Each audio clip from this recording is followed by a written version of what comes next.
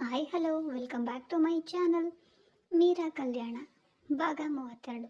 ದಯವಿಟ್ಟು ಇನ್ನೂ ಯಾರು ಚಾನಲ್ನ ಸಬ್ಸ್ಕ್ರೈಬ್ ಮಾಡಿಲ್ಲ ಪ್ಲೀಸ್ ಸಬ್ಸ್ಕ್ರೈಬ್ ಮಾಡ್ಕೊಂಡು ನೋಡಿ ಆಯಿತಾ. ಕತೆನ ಶುರು ಮಾಡ್ತಾ ಇದ್ದೀನಿ. ಅಳ್ತಾ 6ನೇ ತೆಗೆವರೆಗಿದ ವಿದ್ಯಾ ಇಷ್ಟಕ್ಕೆಲ್ಲ ಕಾರಣ ನಿಮ್ಮ ಅತ್ತಿಗೆ ಮತ್ತು ನಿಮ್ಮ ಅಣ್ಣ ಎಂದು ಮತ್ತಷ್ಟು ಅಳ್ತಾ ಇದ್ದವಳ ಮಾತುಗಳನ್ನು ಕೇಳ್ತಾ ಇದ್ದ ಆರ್ಯನಿಗೆ ಒಂದು ಕ್ಷಣ ಆತಂಕ ಆಯಿತು. ವಿದ್ಯಾ, ನೀನು ಏನು ಹೇಳ್ತಾ ಇದೀಯಾ? ಅಣ್ಣ ಅತ್ತೆಗೆ ಏನು ಮಾಡಿದ್ರು ನಿಂಗೆ ಎಂದು ಗಾಬರಿಯಿಂದ ಅವಳ ಮುಖವನ್ನು ನೋಡಲು ನೋಡಿ ಬೇಬಿ, ಅವಳು ಯಾವಳು ಹಾಳಾದವಳು? ನಿಮ್ಮ ಅತ್ತಿಗೆ ತಮ್ಮನೋ ಅತ್ತೆ ಮಗನೋ ಒಳ್ಳೆ ಗೂಳಿ ಹಾಗೆ ನುಗ್ಗಿ ಒಳಗಡೆ ಬಂದ. ನಾನು ಒಂದು ಮಾತನ್ನ ಬೈದೆ ಅಂತ ಅವನು ಕೂಡ ಆ ಇಡಿಯಟ್ ನನಗೆ ಸರಿಯಾಗಿ ಬೈತಾನೆ. ನನಗೂ ಕೋಪ ಬಂತು. ಅದಕ್ಕೆ ಆ ಇಡಿಯಟ್ ಏನೋ ಬಾರಿ ಅವ್ರ ಅಕ್ಕನಿಗೆ ಅದೇನೋ ತಿನ್ನೋಕ್ಕೆ ಗತಿ ಇಲ್ಲದವರ ಹಾಗೆ ಒಂದಷ್ಟು ಮೈಸೂರು ಪಾಕು ಒಂದಷ್ಟು ರವೆ ಉಂಡೆ ಎಲ್ಲ ತಂದಿದ್ದ. ಅದನ್ನೆಲ್ಲ ತೆಗೆದು ನಾನು ಎಸ್ತೆ. ಅಷ್ಟಕ್ಕೆ ಆ ಹಾಳಾದವಳು ಅದೇನು ಗಂಡನ ಕಿವಿ ಊದಿದವಳು ಏನೋ ಮನೆಗೆ ಬರ್ತಾ ಇದ್ದ ಹಾಗೆ ನಿಮ್ಮ ಅಣ್ಣ ಬರ್ತಿದ್ದ ಹಾಗೆ ನನ್ನ ಫೋನ್ನ ತೆಗೆದು ನೆಲಕ್ಕೆ ಎಸ್ಬಿಟ್ರು. ನನ್ನ ಹೊಸ ಫೋನ್ ಎಂದು ದುಃಖಿಸಿ ಬರದೇ ಇದ್ರೂ ಕೂಡ ಕಣ್ಣೀರನ್ನ ಒರೆಸ್ತಾ ಇದ್ದವಳನ್ನ ಕಂಡು ಏನು ಕೂಡ ಮಾತನಾಡದೆ ಸುಮ್ಮನೆ ಕುಳಿತವನ್ನ ಕಂಡು ಕೋಪದಿಂದ ಬೇಬಿ, ಇದೇನಿದು? ನಿಮ್ಮ ಅಣ್ಣ ನನ್ನ ಜೊತೆಗೆ ಅಷ್ಟೊಂದು ಕೆಟ್ಟಾಗಿ ವರ್ತಿಸಿದ್ದು ಕೇಳಿದ್ರು ಕೂಡ ಹೀಗೆ ಸುಮ್ಮನೆ ಕುಳಿತಿದ್ದೀರಲ್ಲ, ನಡೀರಿ ಹೋಗಿ ಕೇಳೋಣ. ಅವರು ನನ್ನ ಹತ್ರ ಕ್ಷಮೆ ಕೇಳಬೇಕು, ಇಲ್ಲ ಅಂದರೆ ನನ್ನ ಪಾಲಿಗೆ ಆಸ್ತಿಯನ್ನು ಕೊಡಲಿ, ನಾವು ಬೇರೆ ಹೋಗೋಣ ಎಂದು ಕೋಪದಿಂದ ನಿಂತವಳನ್ನು ಕಂಡು ಆರ್ಯ ಮುಖದಲ್ಲಿ ಮುಗುಳ್ನಗೆ ಮೂಡಿತು. ನಗ್ತಾ ಇದ್ದ ಆರ್ಯನ ಕಂಡು ಕೋಪದಿಂದ ಬೇಬಿ, ಇದೇನಿದು? ನಾನು ಇಷ್ಟು ಸೀರಿಯಸ್ ಆಗಿ ಹೇಳ್ತಾ ಇದ್ರು ನೀನು ನಗ್ತಾ ಇದೀಯಾ ಎಂದು ಕೋಪದಿಂದ ಅವನ ಮುಖವನ್ನು ನೋಡಲು ವಿದ್ಯಾ ಅವಳ ಮಾತಿಗೆ ಹೊಟ್ಟೆ ಹಿಡಿದುಕೊಂಡು ನಗ್ತಾ ಇದ್ದ ಆರ್ಯ, ಅಲ್ಲ ನಿನ್ನ ಮಾತು ಕೇಳಿ ನಗ್ದೆ ಇನ್ನೇನು ಮಾಡಲಿ ವಿದ್ಯಾ? ಅವಳ ಭುಜದ ಮೇಲೆ ಕೈನ ಇಟ್ಟು, ಅಲ್ಲ ಡಿಯರ್, ಅಣ್ಣನ ಹತ್ರ ಹೋಗಿ ಯಾವ ಆಸ್ತಿಯನ್ನು ಪಾಲು ಕೊಡಿ ಅಂತ ಕೇಳೋಣ. ಕೇಳೋಕೆ ನನ್ನ ಹತ್ರ ಏನಾದರೂ ಇದ್ರೆ ತಾನೆ ಎನ್ನಲು ಅವನ ಮಾತುಗಳನ್ನು ಕೇಳ್ತಾ ಇದ್ದ ವಿದ್ಯಾಗೆ ಆಶ್ಚರ್ಯ ಆಯಿತು. ಆರ್ಯ, ಏನು ನಿಮ್ಮ ಮಾತಿನ ಅರ್ಥ? ಯಾವ ಆಸ್ತಿ ಅಂದರೆ ಇದೆಲ್ಲ ನಿಮ್ಮ ತಂದೆಯ ಆಸ್ತಿ ತಾನೆ? ಅವಳ ಮಾತುಗಳನ್ನು ಕೇಳ್ತಾ ಇದ್ದ ಆರ್ಯಗೆ ಮತ್ತಷ್ಟು ನಗು ಹೆಚ್ಚಾಗಿತ್ತು. ಅವನ ನಗುವನ್ನು ಕಂಡು ಏನಾಗಿದೆ ನಿಮಗೆ? ತಲೆ ಏನಾದರೂ ಕೆಟ್ಟಿದೆಯಾ? ಹೊಟ್ಟೆ ಹಿಡ್ಕೊಂಡು ನಗ್ತಾ ಇದ್ದ ಆರ್ಯ ಮತ್ತೆ ಇನ್ನೇನು ಮಾಡಲಿ, ಈ ಯಾವುದೇ ಆಸ್ತಿ ಆಗಲಿ ಈ ಮನೆ ಆಗಲಿ ಯಾವುದು ಕೂಡ ನಂದಲ್ಲ.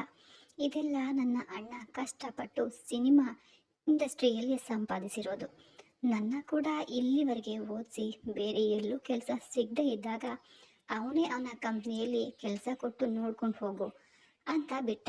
ಅದು ಅಲ್ಲದೆ ಅವನ ಮನೆಯಲ್ಲಿ ಇರೋದಕ್ಕೆ ಜಾಗ ಕೂಡ ಕೊಟ್ಟಿರೋದು ಅವನೇ.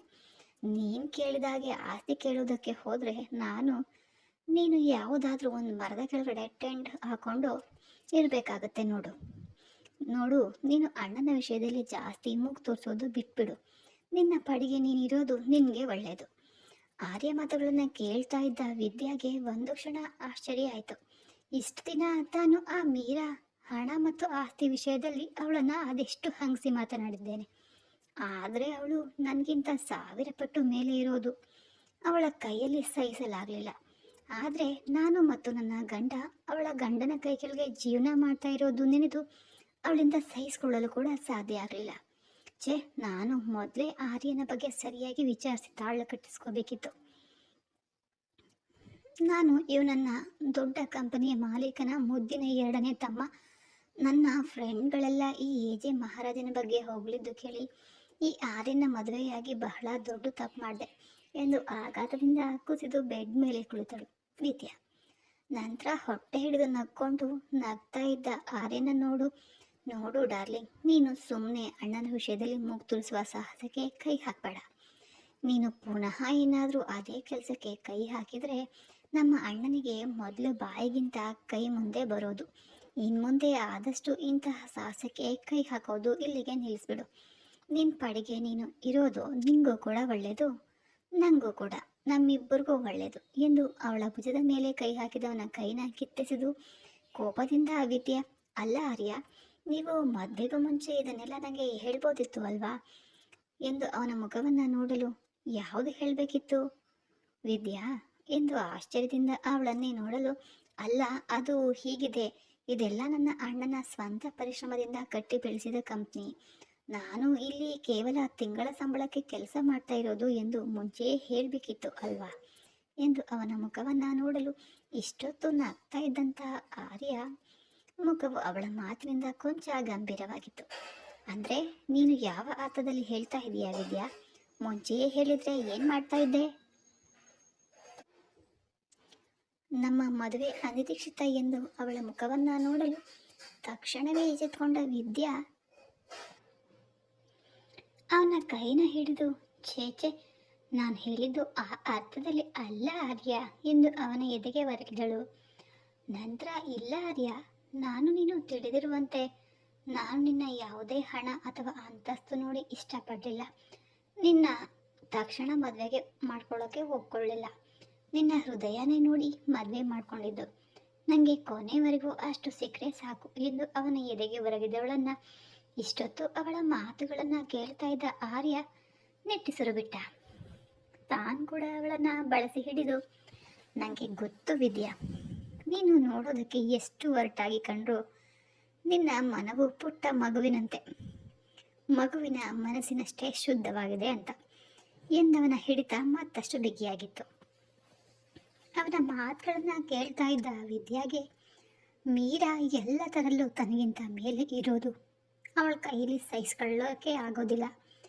ತಾನು ಈಗ ಪ್ರತಿಯೊಂದಕ್ಕೂ ಅವಳ ಗಂಡನನ್ನು ಬೇಡಿ ಪಡೆಯಬೇಕು ಎಂದು ನೆನೆದು ಅವಳ ಕೋಪ ಮತ್ತಷ್ಟು ಹೆಚ್ಚಾಗಿತ್ತು. ಹೇಗಾದರೂ ಸರಿ, ಮೀರಾ ಮತ್ತಷ್ಟು ನೋವಾಗುವ ಹಾಗೆ ಅವಳಿಗೆ ನಾನು ಮಾಡಬೇಕು, ಆಗಲೇ ನನ್ನ ಮನಸ್ಸಿಗೆ ನೆಮ್ಮದಿ ಎಂದು ಕಣ್ಣನ್ನು ಮುಚ್ಚಿದವಳಿಗೆ ಕ್ಷಣ ಕ್ಷಣಕ್ಕೂ ಏಜೆ ಮತ್ತು ಮೀರಾ ಮೇಲೆ ಕೋಪ ಹೆಚ್ಚಾಗ್ತಾನೆ ಇತ್ತು. ರೂಮಿಗೆ ಬಂದ ಏಜೆ ಫ್ರೆಶ್ ಆಗಿ ಕೆಳಗೆ ಬಂದವನಿಗೆ ಎಲ್ಲರೂ ಕೂಡ ಒಟ್ಟಿಗೆ ಊಟಕ್ಕೆ ಕುಳಿತಿರೋದು ಕಂಡು ತಾನು ಕೂಡ ಡೈನಿಂಗ್ ಟೇಬಲ್ ಬಳಿ ಬಂದಿಳಿದನು. ಮೀರಾ ಇಲ್ಲಿಗೂ ಕೂಡ ಊಟ ಬಡಿಸ್ತಾ ಇದ್ದವಳ ಮುಖ ನೋಡಲು ಅವಳು ಕೂಡ ಅಚ್ಚರಿ ಎಂಬಂತೆ ಇವನ ಮುಖವನ್ನು ನೋಡಲು ಒಂದು ಕ್ಷಣ ಇಬ್ಬರ ಕಣ್ಣುಗಳು ಬೆರೆತಿತ್ತು. ತಕ್ಷಣವೇ ಎಚ್ಚೆತ್ಕೊಂಡ ಮೀರಾ ಹೆದರಿಕೆಯಿಂದ ತನ್ನ ನೋಟವನ್ನು ಬದಲಿಸಿ ಅವನಿಗೆ ಊಟ ಬಡಿಸುತ್ತಾ ಅವನ ಮುಂದೆ ನಿಲ್ಲಲು ಅಕಸ್ಮಾತಾಗಿ ಅವನ ನೋಟ ಗಾಳಿಗೆ ಹಾಕ್ತಾ ಇದ್ದ ಅವಳ ಸೀರೆ ಸೆರಗು ಮರೆಯಲ್ಲಿ ಕಾಣ್ತಾ ಇದ್ದ ಅವಳ ನಡುವಿನ ಮೇಲೆ ಹೋಗಲು ಒಂದು ಕ್ಷಣ ಅವನಿಗೆ ಉಸಿರು ಬಿಗಿಡಿದ ಅನುಭವ ಆಯಿತು. ಚೇಚೆ, ಇದೇನಾಗಿದೆ ನನಗೆ ಎಂದು ತಲೆ ಕೊಡವಿಕೊಂಡು ತನ್ನ ಪಾಡಿಗೆ ತಾನು ಊಟ ಮಾಡುತ್ತಾ ಕುಳಿತನು ಏಜೆ. ಎದುರು ಬರಲು ಹೆದರಿದ ವಿದ್ಯಾ ತನಗೆ ಊಟವನ್ನು ರೂಮಿಗೆ ತರುವಂತೆ ತಿಳಿಸಿದ್ದರಿಂದ ಆರ್ಯ ತಟ್ಟೆ ತೆಗೆದುಕೊಂಡು ಊಟ ಬಡಿಸ್ಕೊಂಡು ಮೇಲೆ ಹೊರಟವನನ್ನು ಕಂಡ. ಏಜೆ, ಏನಿದು ಅಂತ ಏಜೆ ಧ್ವನಿ ಆರ್ಯನನ್ನ ತಡೀತು. ನಂತರ ಆರ್ಯ ಊಟ ತೆಗೆದುಕೊಂಡು ಎಲ್ಲಿಗೆ ಹೋಗ್ತಾ ಇದೀಯಾ ಎನ್ನಲು, ಅಣ್ಣ, ಇದು ನನಗಲ್ಲ, ವಿದ್ಯೆ ತರೋಕೆ ಹೇಳಿದ್ಲು ಎಂದು ತಲೆ ತಗ್ಗಿಸಿ ನಿಂತವನನ್ನು ಕಂಡು, ಯಾಕೆ, ಅವಳಿಗೆ ಏನಾದರೂ ಹುಷಾರಿಲ್ವಾ ಎನ್ನಲು, ಹಾಗೇನಿಲ್ಲ ಅಣ್ಣ ಎಂದವನ ಮಾತಿಗೆ, ನೋಡು ಆರ್ಯ, ನನಗೆ ಬಾಯಿ ಮಾತಿಗಿಂತ ಕೈ ಮುಂದೆ ಬರೋದು. ಇಷ್ಟು ದಿನ ಎಲ್ಲರೂ ಒಟ್ಟಿಗೆ ಕುಳಿತು ಡೈನಿಂಗ್ ಟೇಬಲ್ ಬಳಿ ಊಟ ಮಾಡ್ತಾ ಇದ್ದಿದ್ದು ಎಂದು ಇಲ್ಲದ್ದು ಇವತ್ತೇನು ಅವಳು ಒಬ್ಬಳೇ ರೂಮಿನಲ್ಲಿ ಊಟ ಮಾಡೋದು. ಮನೆ ಅಂದಮೇಲೆ ಒಂದು ಮಾತು ಬರುತ್ತೆ ಹೋಗುತ್ತೆ, ಅದನ್ನೇ ದೊಡ್ಡದು ಮಾಡಿಕೊಂಡು ಮುಖ ತಿರುಗಿಸ್ಕೊಂಡು ಓಡಾಡೋದು ನನಗೆ ಇಷ್ಟ ಆಗೋದಿಲ್ಲ ಅಂತ ನಿಮಗೆ ತುಂಬ ಚೆನ್ನಾಗಿ ಗೊತ್ತಿದೆ ತಾನೇ ಅಂತಾನೆ ಏಜೆ. ಈ ಕತೆ ಮುಂದುವರಿಯುವುದು. ಕತೆ ಇಷ್ಟ ಆದರೆ ದಯವಿಟ್ಟು ಚಾನಲ್ನ ಸಬ್ಸ್ಕ್ರೈಬ್ ಮಾಡಿ. ಮತ್ತೆ ಇವತ್ತು ನಿಮಗೋಸ್ಕರ ಮತ್ತೊಂದು ಎಪಿಸೋಡ್ ಖಂಡಿತ ಹಾಕ್ತೀನಿ. ದಯವಿಟ್ಟು ಸಬ್ಸ್ಕ್ರೈಬ್ ಮಾಡೋದನ್ನು ಮರಿಬೇಡಿ. ವಿಡಿಯೋ ನೋಡ್ತಾ ಇರೋ ಎಲ್ಲರಿಗೂ ಕೂಡ ಧನ್ಯವಾದಗಳು. ಹಾಗೆ ಚಾನಲ್ನ ಸಬ್ಸ್ಕ್ರೈಬ್ ಮಾಡಿರುವ, ವಿಡಿಯೋನ ನೋಡ್ತಾ ಇರುವ, ಸಬ್ಸ್ಕ್ರೈಬ್ ಮಾಡಿರೋ ಎಲ್ಲರಿಗೂ ಕೂಡ ತುಂಬ ಹೃದಯದ ಧನ್ಯವಾದಗಳು.